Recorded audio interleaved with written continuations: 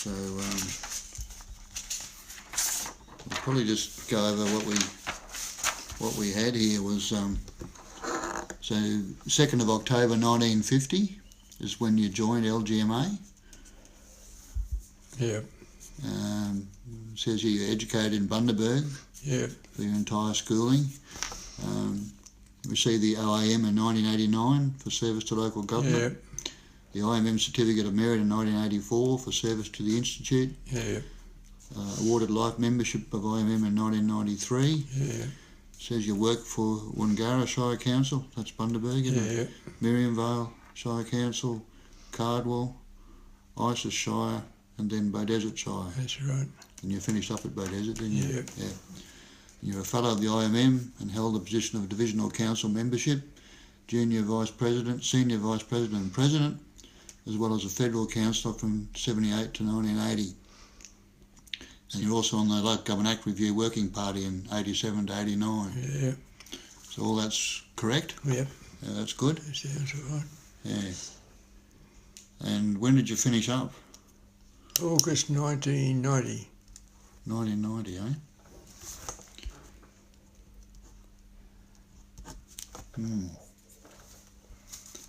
And I remember Charlie finished up around, I think he might have been 91. Who that? Charlie. I think he went... Charlie finished up after me, yeah. Because I took over from him as Shire Clerk at Burner. Oh, I see. I know. You're Yeah. I wasn't sure who the Ian was. Yeah, I mean Ian Flint. I took over there in August 91, I think. No, well, I retired in August 1990. Yeah, so Charlie must have been... In 1991, I did a relieving job at Mossman in North Queensland, and Charlie retired about the middle of 1991, I think, because I was in Mossman. I wasn't able to go to his send-off. Yeah. And then was Greg Day at Beaudesert? Greg Day took over from me. Yeah. So he was there at that time too, yeah. And another mate of mine is Rod Ferguson. I think he worked there for a while too. Yeah, very good. So we sort of got a bit of... You're the first one, so we're sort of just trying out some sort of standard questions. So, you know, we really just wanted to get from you anything you want to tell us. But basically, it's just a brief history of your career. You know, right back to how you first got into local government and. Well, it's a story in itself. Because I mean, I didn't even know local government as a career existed. Right. I was intending to be a school teacher. Right. This is back straight from school into school teaching. Yeah, well, in those days I used to go from junior, you used to do junior. Yeah. And then you went to teachers training college. Right. And they sent us the inspector came round to interview all the applicants. Mm-hmm. And he said to me, he said, "You shouldn't be here." He said, "You're too young." And, I said, well, you know, I couldn't. So it turned out that my birthday's on the 21st of January, and to get to training college, you had to be 15 by the 31st of December, and I was not 15 for another 3 weeks. Right. But eventually they when all the results came out, and I topped the school, they decided they'd take me. Right. You know, by that time I had a job and I decided to stay where I was. Right. And then what was your first job? Oh, I was with Yarra Shire. All right, so you just got a job as a... He sort of hit the Shire clerk actually went to the high school principal and said he knew what he wanted, and he wanted to find out who was the person to get it. Okay. So it's sort of like a traineeship or an apprenticeship? Because this was during the war. I mean, the bloke who'd been the junior clerk, he'd gone off to the Air Force, flying I don't know what he was. He was a pilot. Mm-hmm. And he had a girl came into the office, and she wasn't sort of missing in with his idea. He was a former bank manager. So anyway, he decided he wanted to go and find out. So he went and checked all the school results. And I'd sort of topped the school for the juniors, Mm-hmm. which really made me the junior duckster, I suppose, if you like. Mm-hmm. So that's when he sort of started to follow me up to see whether I wanted to have a go. Yeah. That's great. And so you got a thorough grounding in local government from there. And did you recognise that was your career straight off, or? Oh, well, what happened when the results came out and they offered me the job, offered me to go to the training college, and I said, well, too bad, I'm here now, I'm going to stop here. I was subsequently offered a job in a bank, one of the banks in Bundaberg offered me, but I could see that Jim Kingsford, he was the shire clerk that was doing all this. He convinced me what I ought to be doing. What was his name? Jim Kingsford? Jim James Leslie Kingsford. Okay. He was my mentor and right. advisor and whatever. But so he told me to. I was still 14 when I started school. Yeah. Started work. Yeah. And he said, look, you've got plenty of time before you're 21 to get your local government clerk certificate. Yep. He said, you want to start and study accounting straight away. Mm-hmm. And of course, but in the meantime, I joined the air training corps. I was going to night school we used to go out to the air training, to the aerodrome every Sunday. It was a training station. Yeah. And then we go on camps and all that. So I was pretty well fully occupied. But I started the accounting with Hemingway Robertson, and I kept that. So he said, you just keep on going with that. He said, you'll have plenty of practical experience to do your local government clerk certificate, which I did. Mm-hmm. And so then I kept on going and I qualified as an accountant. Yeah. So how many years was that? Pardon? How many years did that take? Oh, well, I'm not quite sure when it was I started, but it was, I qualified finally for the last of the exams for the accounting was in April 1950. Mm-hmm. And that was in the 1 week in April 1950. I passed the final and got the final exams results. I got my first shire clerk's job, and my son, my first child was born. So I had a pretty hectic week. It's a big week. So that was in 1950. 1950, yeah. Yeah. Okay. And where was that? I was at Miriamvale. Miriamvale, okay. So you went from Woongarra to Miriamvale as you qualified, sort of thing.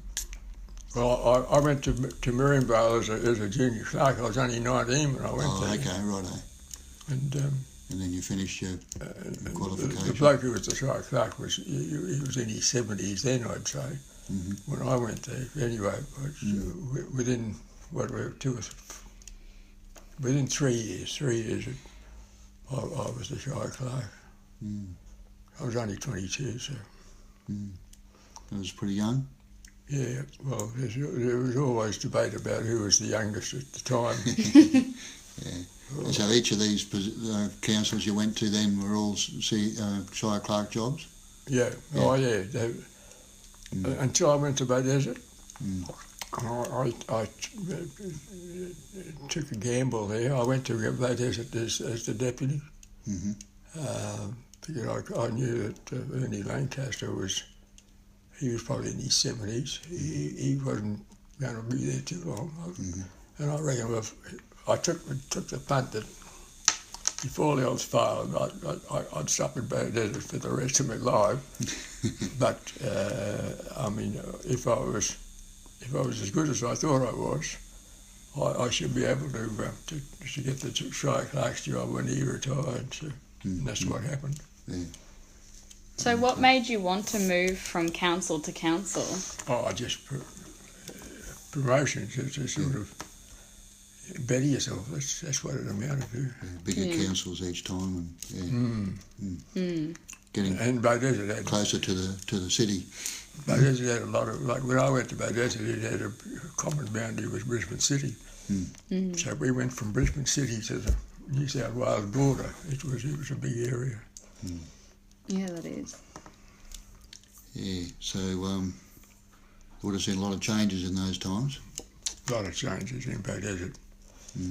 Oh, even then, from when you started to whatever. So, so what's the next question to ask? What do you remember? Significant changes that throughout your career?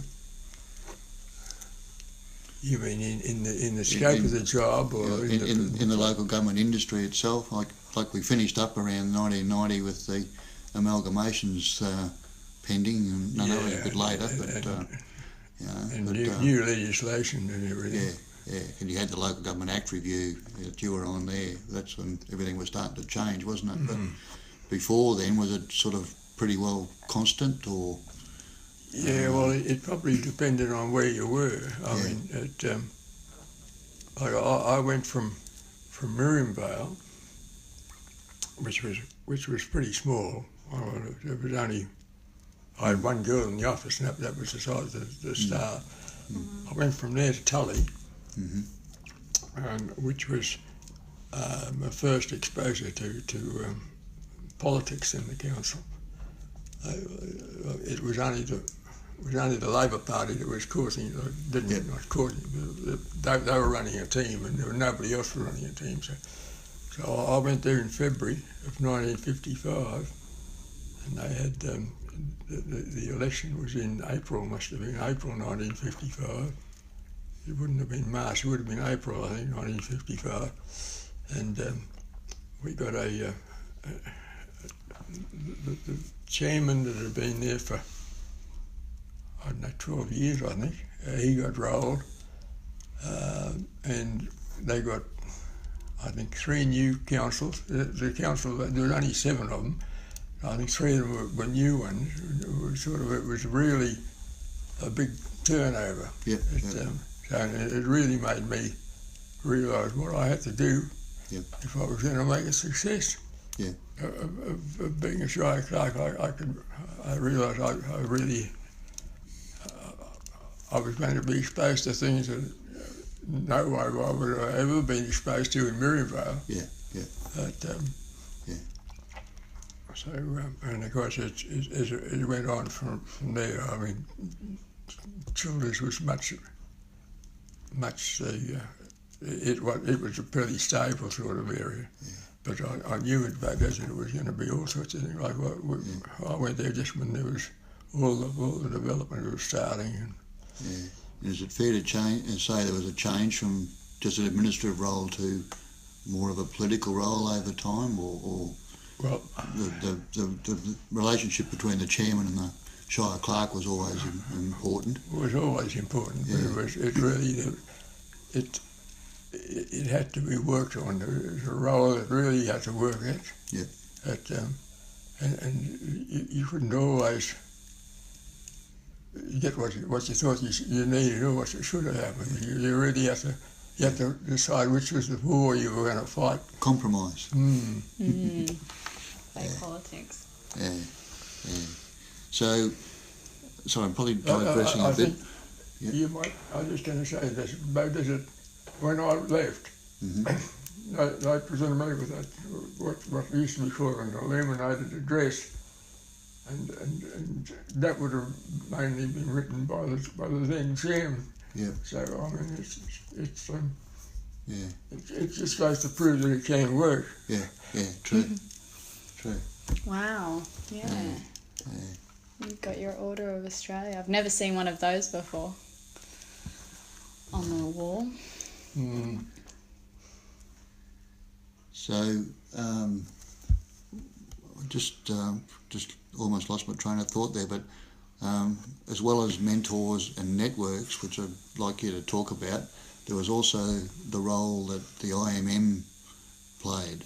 And, you know, while there was a network of, you know, fellow child clerks and whatever, for you personally, there was obviously it was jockeying for positions there too, I wasn't got there? into positions there, which was, so I was sitting, in those days, in 1968, the annual meeting used to elect the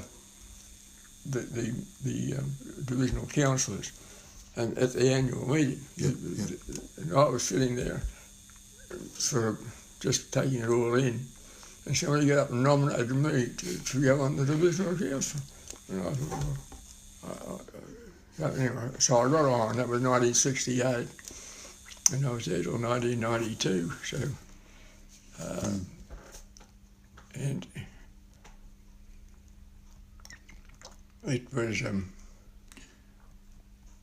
It was always something that up-and-coming members aspired to be up there, and you know, I always remember the tickle pink when I went to my first conference. You know, it was something special, and it was always welcomed by the people before me, so that was great. And I know the Ys were always made welcome too, so that was good.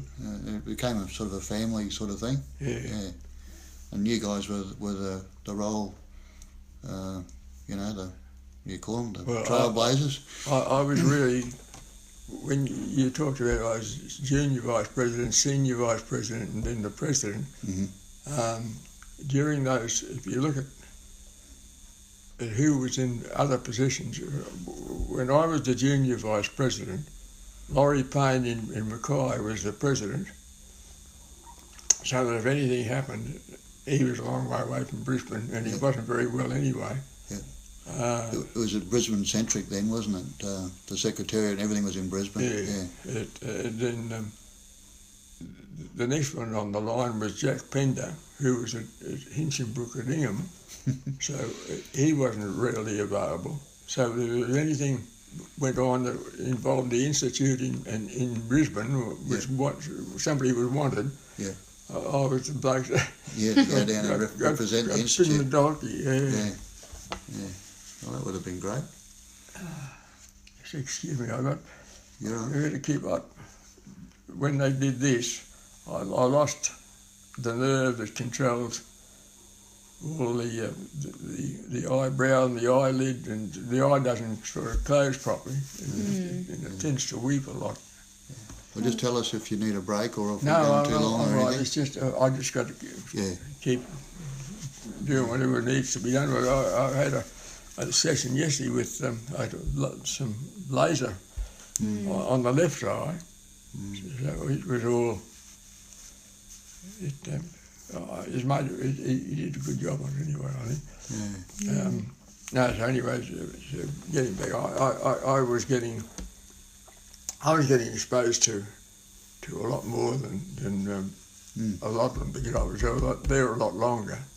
And the same as you said, I was on the federal executive. Jack Pender should have been doing that, but he bailed out of it. So I actually was the Queensland representative on the federal executive during Pender's time as president. So. And again, you would have had a good relationship with your council for them to allow you to do all that, because you wouldn't be able to do it otherwise. No, well, see, I got on the divisional council in August 1968. I went to Beaudesert in May of 1969. So I mean, I had to say to them straight off, if it wasn't going to work, I needed to know, and I'd have got right out of the institute. I mean, it wasn't going to be a thing you wanted to fight the war over. So they agreed to it all right from the word go. So it followed right through with changes of personnel and everything. It was all accepted. In the federal council, that was trips to Canberra, was it? Or? Oh, anywhere. Well, I mean, it could have been Melbourne, it could have been wherever their meetings were. Okay. And that was what, 2 or 3 times a year, or? It depended what's on. Yeah. But, I used to go to Melbourne when there was a meeting on in Melbourne. I used to go to Melbourne. When there was one in Sydney, I'd go to Sydney, and then it could be Canberra. Yeah. And then Queensland was all over the place too, depending on conferences and whatever. Yeah, well, because we had the district branches that. I'll go back to the script, hey? No, that's fine. I'm interested.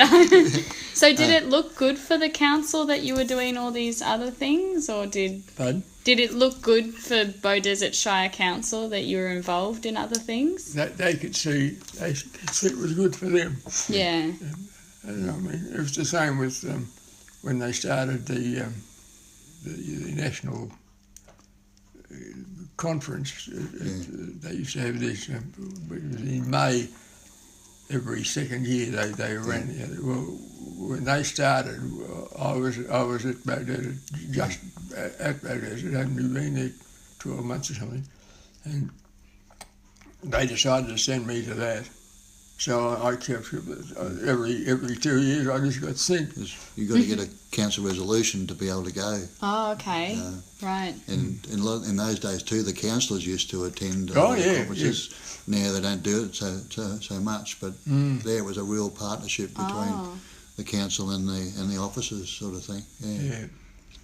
And it was a real thing. Oh, that would have been good. Yeah. So just going back to role models, you mentioned James Kingsford was your mentor to start with. Yeah. Any other names that were influential in your career?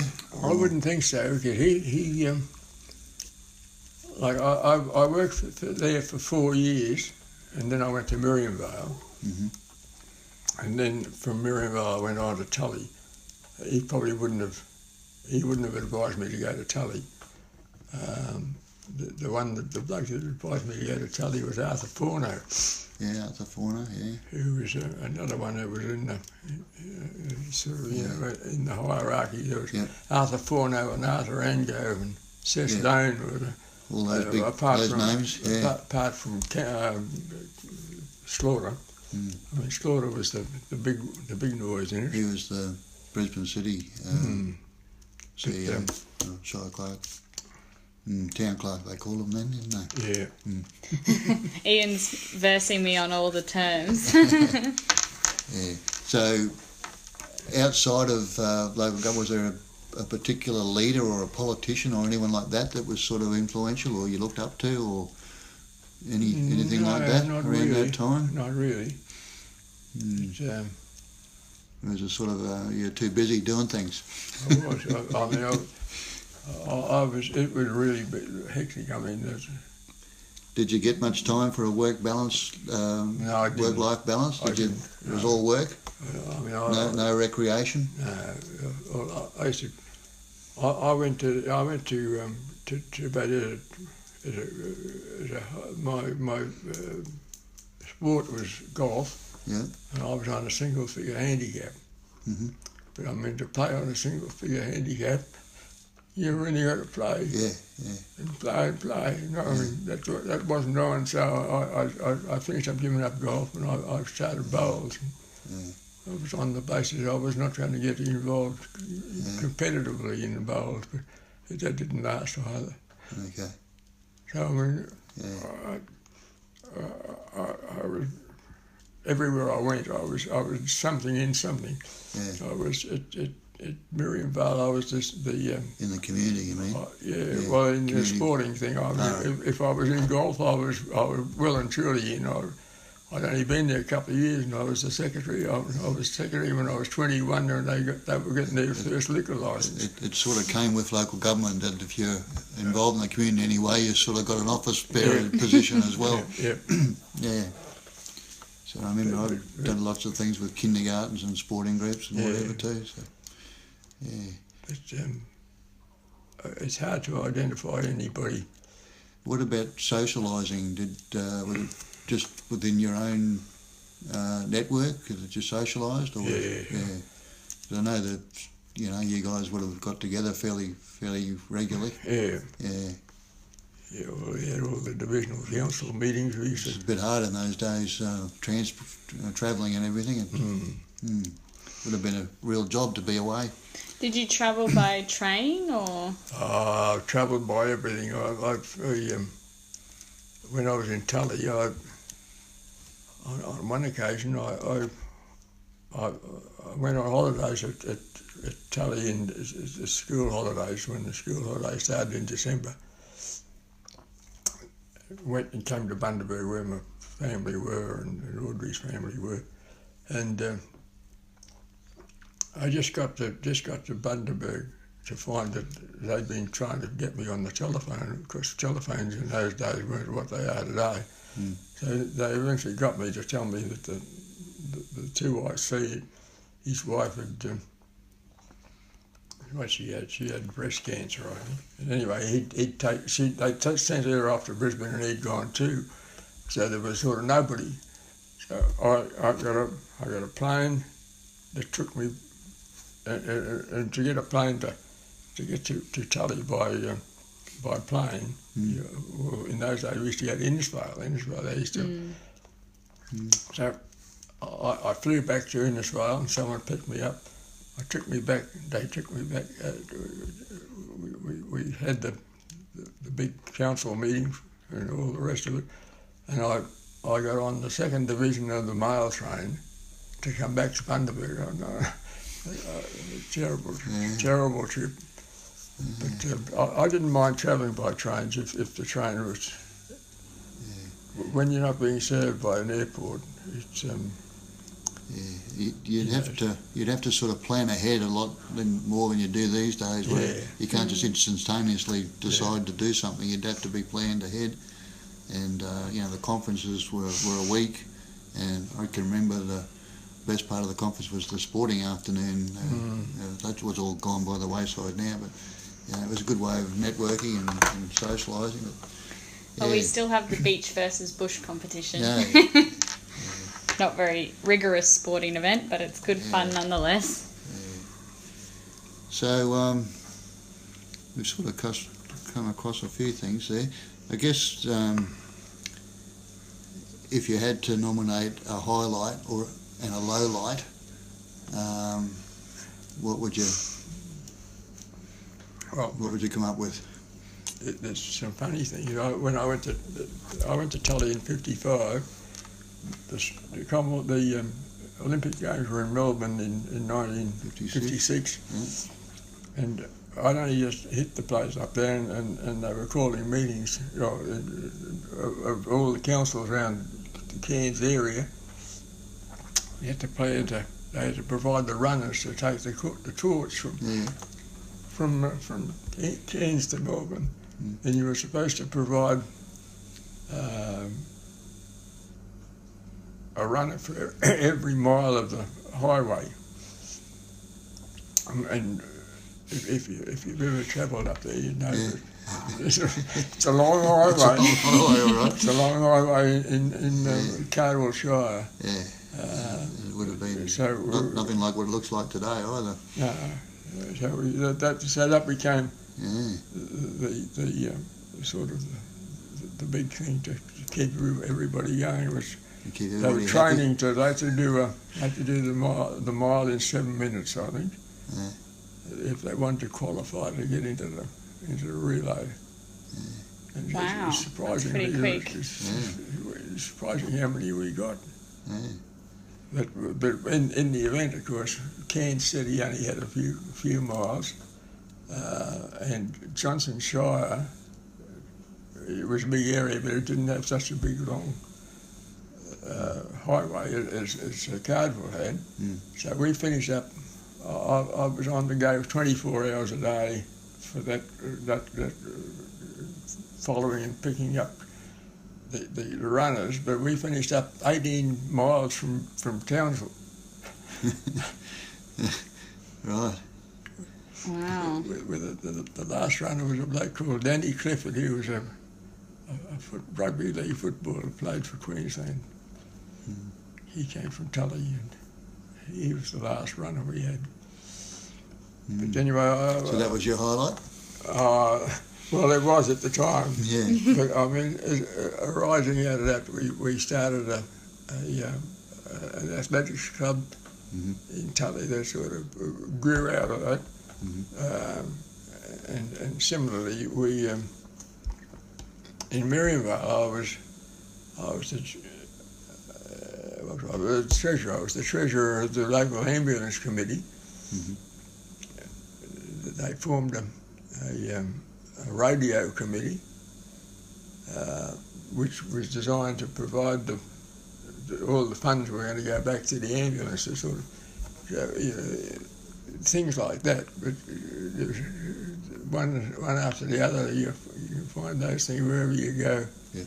But, it's fair to say the community involvement was one of the best things of the local government. It was the same. I went to Sully and I only just got there, and they said, "Oh yeah, but by the way, you're the secretary of the Fire Brigade Board." I mean, it was a position that had to be properly filled, and in those days, to raise the money, to raise the revenue, they had to have a budget and get the budget approved, and then the funds came from the state government, local government, and the insurance industry. You had to get a record from all the insurance companies of how much their premiums raised were in the Shire, and then you had to add all that up and work out on a proportionate basis how much each of the companies had to pay. I mean, that was before we had calculators like you got today. So anyway, I mean, that was just another side. It wasn't even mentioned until it was... And the sidelines were just as involved as the main job, really. Yeah. And just curious, what role did councillors play? They were just politicians then, or just community members? They didn't really do anything, contribute much at all, did they? They were, it was a different ball game. Different era. They were the decision makers. That was about it. Yeah, but it when you got the politicians into the one side of the thing, if you like, when you got a team, a party that sort of finished up with the majority of the council. Yeah. But it highlighted to me those few years just how brutal they could be when they had to be. Sort of on their own. If some bloke didn't play by their rules, he was out. Well, it's even more so today. Oh, yeah. The mayor doesn't like the CEO. He or she doesn't last very long. No. So, I guess that's the lowlights, is it? How brutal it can be at times. You have to learn how to live with it. Yeah, that's right. Make the most of it. Yeah. So, what did you think of today with all the amalgamations and it's a different kettle of fish today? It's a different, it's not really, it's hard to know. It's between the big ones and the little ones, it's much more marked, I reckon, now. The sort of, those that are in the big pond and those that are in the little pond. There's much more than it used to be. Yeah. Even though they say they're regional councils, they're still little councils compared to the big ones. It's too late. It's too late. The one 20, 30 years down the track, it might have bred a new group of That's right. members. Well, you take Bow Desert and Boona, each think the other has two heads and whatever. They won't ever come together fully until a generation changes. It's the same with all the amalgamations. And so you just got to make the most of it as you can. But you didn't have anything of that sort of significance over your time. There were changes in the legislation and things like that. Yeah, well, because we had big amalgamations or things like that, were there? We had the changes that took some of the Shire initially and sort of put it into Logan. Yep. Into Logan Mark 1, if you like, which was Logan Shire.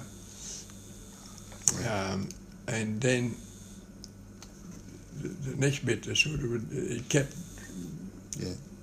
extending Logan taking it off somebody else. Logan's pretty well got most of it now. Yeah. Yeah. So I think you've sort of alluded to a bit of it along the way, but how did you change your approach along the way as you became more into the system, so to speak? Did you make changes yourself, or your approach to things? I reckon that. I had to change. I mean, you have to. Yeah. Do what you have to do. I went to Bowditch when I was 41. 41, which was probably his latest. If I'd gone there when I was 51, it wouldn't have been the same. It gave me time to sort of get all my own things sorted out into where I needed to be. But it was a very hectic 10 years or 20 years or whatever. But it's and the trouble was that nobody really knew what you could see that you needed more people, but you couldn't be sure how long that was going to last. I mean, nothing was you couldn't go and put too many people on. The next thing you know, you didn't need them, and you had to put them off. So you really were behind the 8 ball all the time. I mean, and I worked like crazy. I really worked myself to death. I mean, I got to 89. Yeah, well, it was hard work. I might have got to 89 if it might have accustomed my body to working at that sort of level. So what was the hours that you didn't go by any set hours? It just as long as you needed to do the job. And I cut it off, work home at night time, which was stupid. I've seen Charlie do the same. It was just I used to load the car up with work and go home. What would you say was your biggest success? Well, I think surviving. Surviving. I was lucky in Bowditch that we had the right people at the right time. I mean, in terms of elected people. I mean, you know, people like Alan Struss and Max Chile and those sorts of things. It was like when I went there in 1969. It was a big rural area. It had the most dairy cattle of any local authority in Queensland, and a lot of dairy cattle, a lot of beef cattle too, but a lot of dairy cattle. And so it sort of went fairly quickly, if you like, from a strictly rural area to what it is today, to what the area is today. And you had lots of disaster management to deal with. It's always a good, storms and floods and things. And when you look at the location of it in relation to the mountains and the creeks and the rivers and everything, it really is a lot of natural things there that cause problems. I just driving here today, and the Albany Creek's part of Moreton Bay Regional Council, which is where I live at Redcliffe. It's amazing to see how much is in Moreton Bay. It's huge. Anyway, what about regrets? Is there any regret that you have over your career? Well, anything that stands out?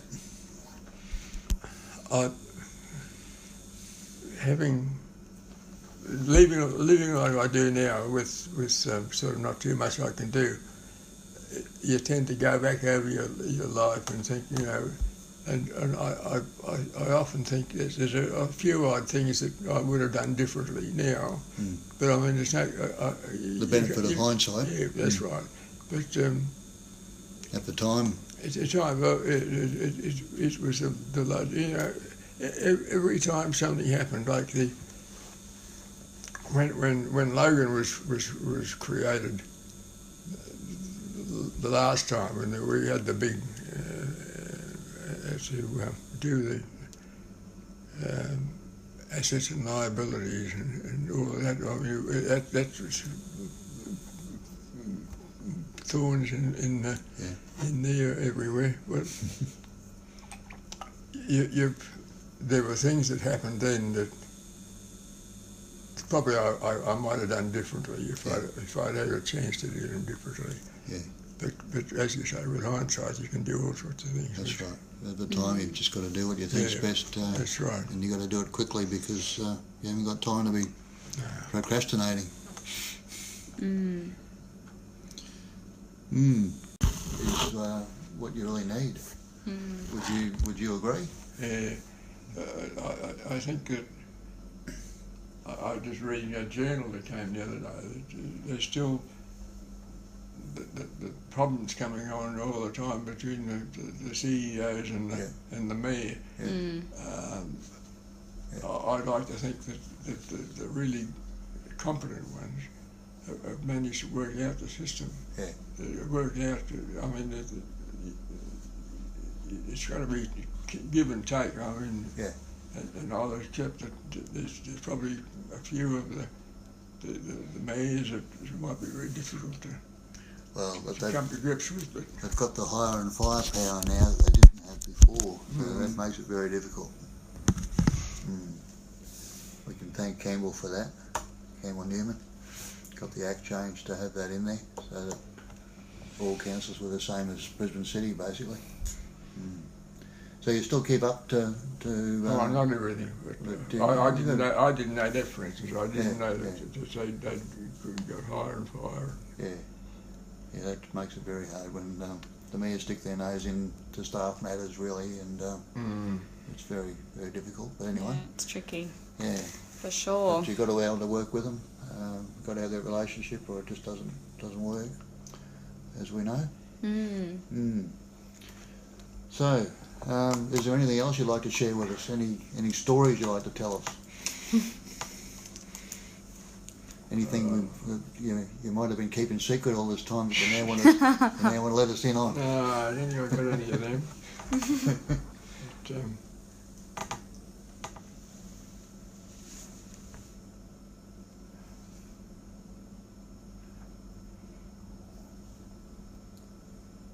I think really that